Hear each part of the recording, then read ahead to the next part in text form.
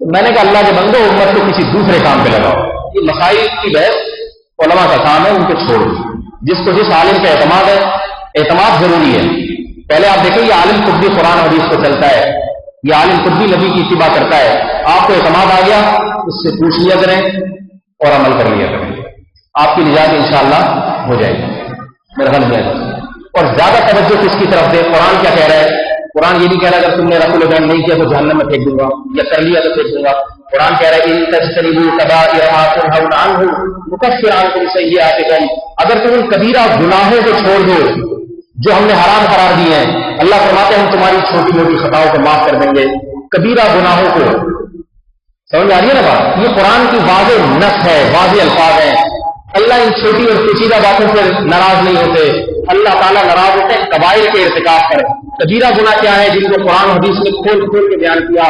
فرض نماز جان بوجھ کر قضا کر دینا یہ کبیرہ گناہ ہے، مسلمان کو قتل کر دینا یہ کبیرہ گناہ ہے، باپ اور ماں کو ناراض کرنا، ان کی نافرمانی کرنا، ان کا دل دکھانا یہ کبیرہ گناہ ہے، رشتہ داری کو توڑنا، پوری رشتوں کو، بھائی اور بہن کے رشتے ٹوٹتے آج ہمارے معاشرے میں کوئی جوڑنے والا نہیں ہے، یہ کبیرہ گناہ ہے، وراثت کے مال کو کھا جانا، باپ کا انتقال ہوا بہن کی وراثت بسط کر گیا، چھوٹے نابالغ بچے ان کی وراثت پی گیا، یہ کبیرہ گناہ ہے۔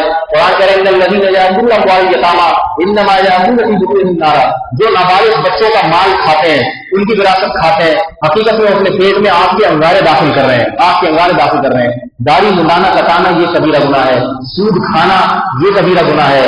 اور میرے بھائی مسلمان کو آپ نے کسی جرم میں عیب میں مبتلا دیکھا، وہ چھپ کے کوئی گناہ کر رہا ہے، اس کے اس گناہ کو لوگوں کے سامنے ظاہر کر دینا یہ کامل درجے کی غیبت ہے اور کبیرہ گناہ ہے۔ اس کے راز کو فاش کر دینا، چغلی لگا کے گھروں کو آپس میں لڑوانا، مسلمانوں کو آپس میں لڑوانا، تنظیموں کو آپس میں لڑوانا، چغل خور کے بارے میں کیسی شدید وعید ہے قرآن میں، یہ کبیرہ گناہ ہے۔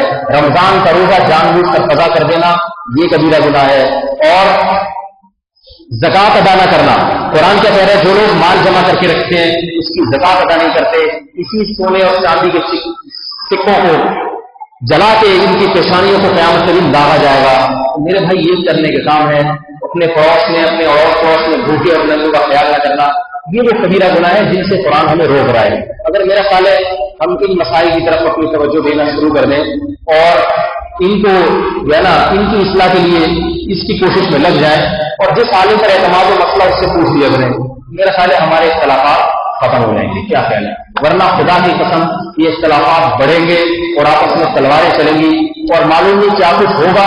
میں اگر کوئی صاحب میری مجلس میں اس وقت اہل علم میں سے بیٹھے ہوئے ہیں، میں اس قابل تو نہیں کہ اہل علم کو میں نصیحت کروں، ہم تو چھوٹے لوگ ہیں، لیکن اگر کوئی مولوی صاحب بیٹھے ہوئے ہیں، کوئی اہل علم بیٹھے ہوئے ہیں، کوئی داعی بیٹھا ہوا ہے، اسے بھی میں یہ گزارش کروں گا خدا کے لیے آپ سے اگر کوئی اس قسم کے مسائل میں الجھنا بھی چاہے تو اس کو اس قسم کی نصیحتیں کر کے ان مسائل سے ہٹا دیا کریں اور مزید بحث میں الجھایا نہ کریں۔ تو آپ یوں کرنا والوں نے یوں ہے جو سمجھو یوں ہے تو آپ کہتے تمہیں تو پتہ ہی کچھ نہیں، وہ بیوقوف احمق قسم کے لوگ، ایسا نہیں ہوتا بلکہ ایسے وہ لگ جاتا ہے ایک لا حاصل بحث میں۔ اللہ تعالیٰ ہمیں اس فرقواریت کی لعنت سے نجات عطا فرمائے۔ تو میں کہتا ہوں کہ دین پر آنا چاہتا ہے، شیطان پھر انہیں ان غیر ضروری مسائل میں الجھا کے اس کے دین کو برباد کرتا ہے۔ اسے پتہ ہے اس نے زنا کو چھوڑ دیا ہے، اس نے شراب کو چھوڑ دیا ہے، نمازی بن گیا ہے، اب اسے فرقواریت کی آگ میں الجھاؤ۔ یہ اپنی نماز کو نماز سمجھے، باقی تمام مسلمانوں میں جتنے نمازی ہیں اسی کا اکرام نہ کرے، ہر ایک کو یوں فتوے لگاتا رہے صرف میری ہوتی ہے، تیری تو ہوتی نہیں ہے، تو جتنی مرضی پڑھتا رہے۔ آئیے سمجھ، صرف میری زکوٰۃ اللہ کے قبول ہے، یہ سارے مولوی غلط ہیں، یہ سارے 2 نمبر مولوی ہیں۔